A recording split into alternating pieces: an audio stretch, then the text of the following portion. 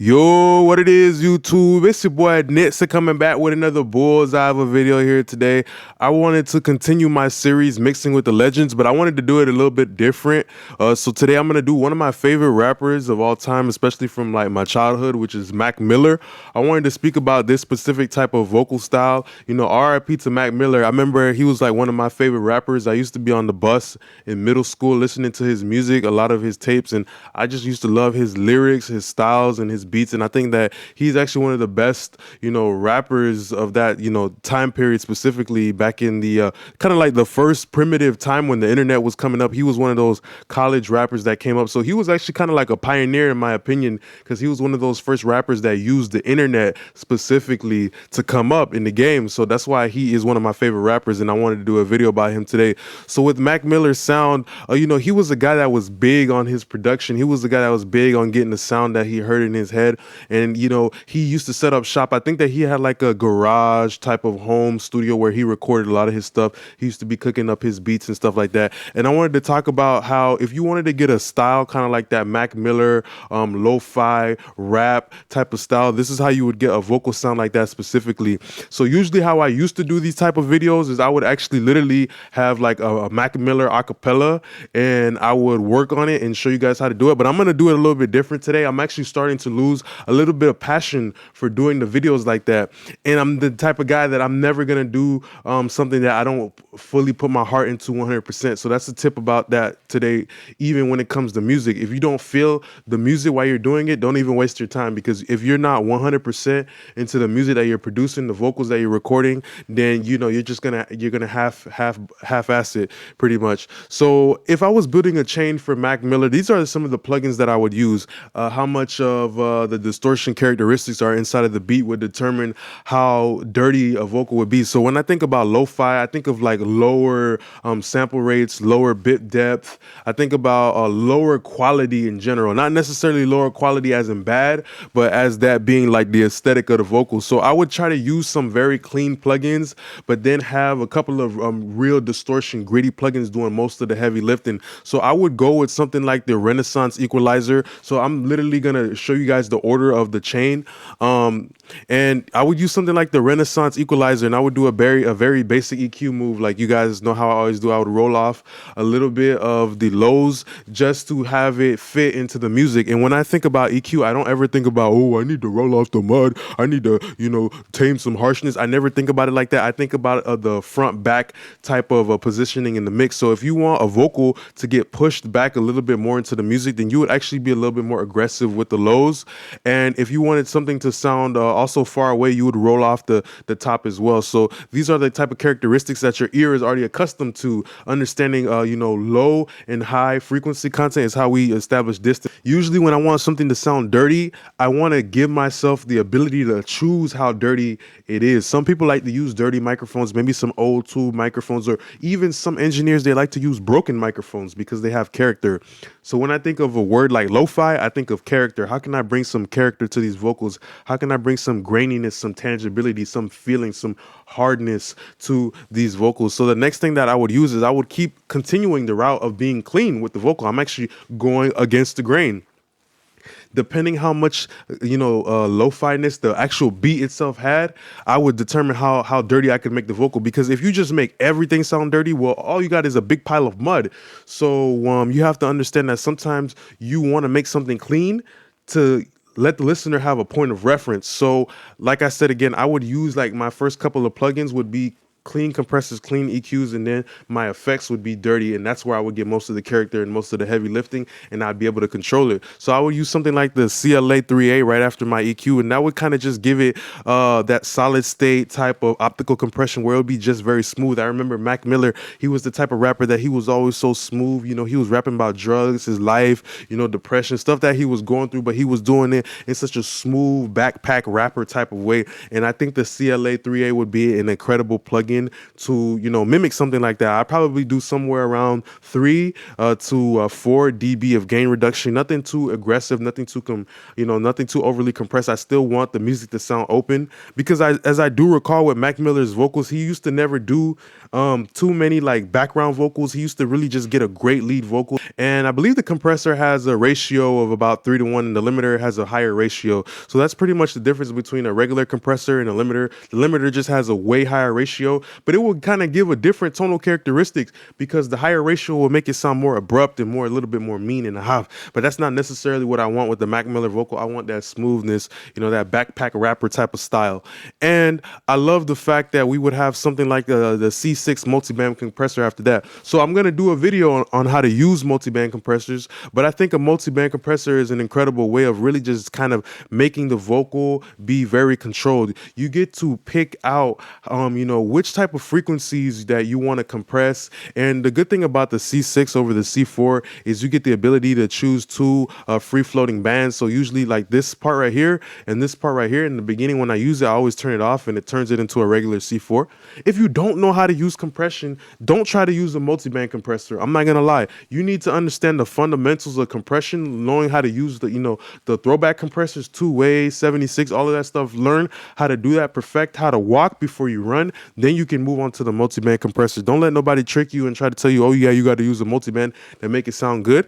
But a multiband is definitely a great advanced tool to let you just really dial in, you know, those first compressors like the 3A and the 2A. It helps do the broad type of compression, but then the C6, it just helps you dial it in. I usually leave the channel strip towards the end because I'm using it more for like a tonality type of reason and not necessarily for utility. I would use something like the REQ in the beginning as my utility. You know, it's a construction worker. It got a hammer, it got a wrench. Do your job.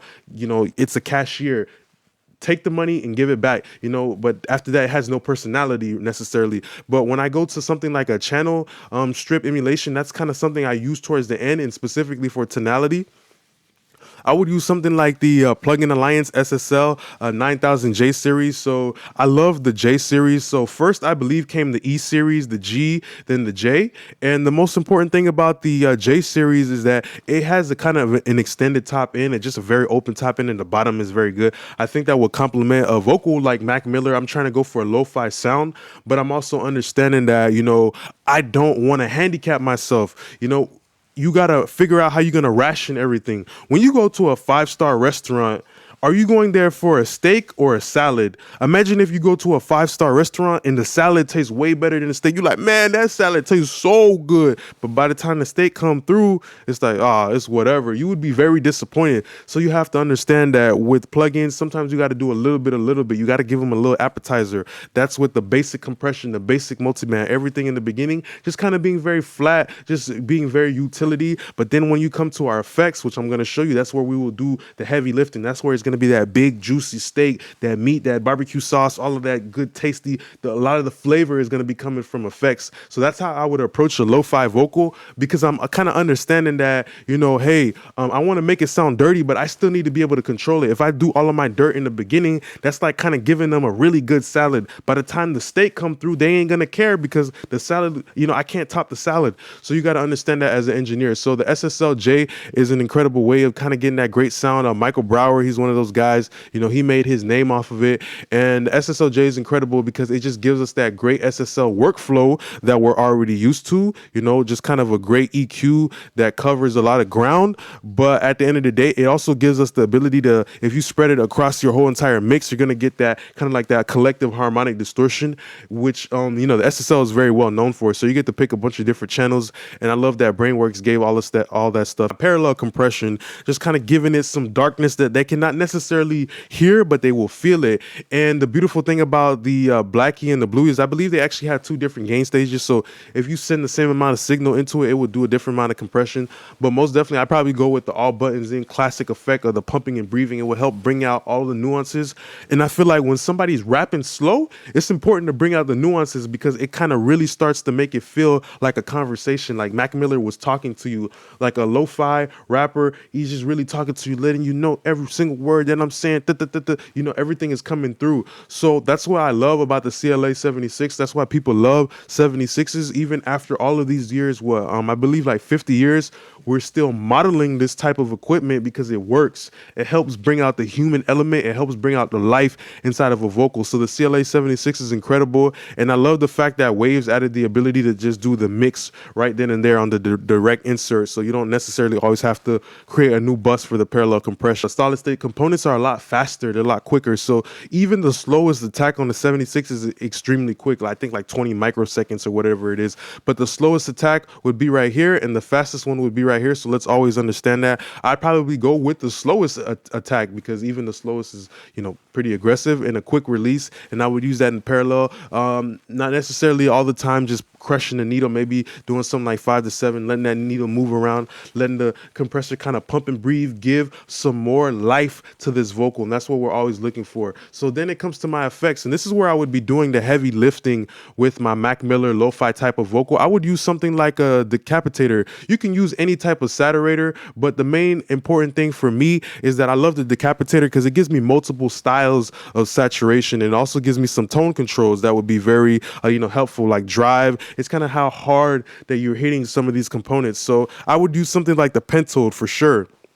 Even the black box by Plugin Alliance gives us the ability to use something like a Pentode because the Pentode, it produces odd harmonics and it's going to give like a soft clipping type of effect. And it's just going to really give some grunginess to the vocal, which I think is very important for like a lo-fi type of vocal, just adding some grunginess, some bite, some meanness. So you got to understand too that, you know, harshness in a human vocal, that's very important in music. You don't want to kill all of the harshness because that's the impact of the vocal. Think about it. Life isn't a perfect, crispy, clear, oh, everything is so perfect and roses and dates. That's not what life is. So that's why I never tried to completely take out all of the harshness in the vocal because life is kind of harsh. So I do want my vocals to be a little bit harsh, maybe even if it's just 2%, but that harshness is just what makes the listener feel like, yo, this is something that's hard. This is something that's real. This is something that's solid, dense. This is something that's sharp. And the decapitator helps bring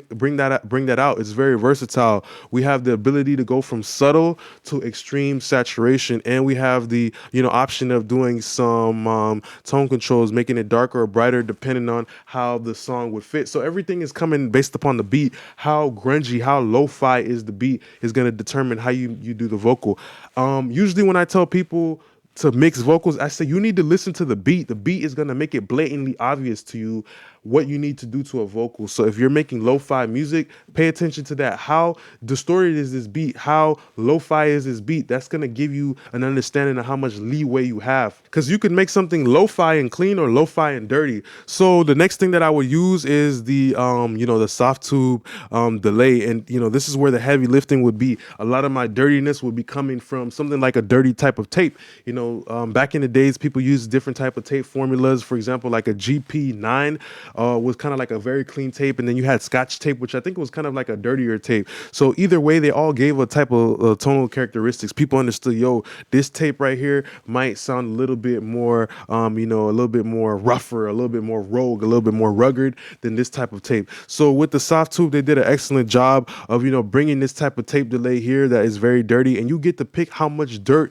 you want to put into it. So always understand that, you know, and the drive as well will pick, you know, bring out how much distortion characteristics inside of the echo that you want. So I would use my heavy lifting right here. And then lastly, I would go with something like the Softube, Wasted Space, I believe is what it's called, for the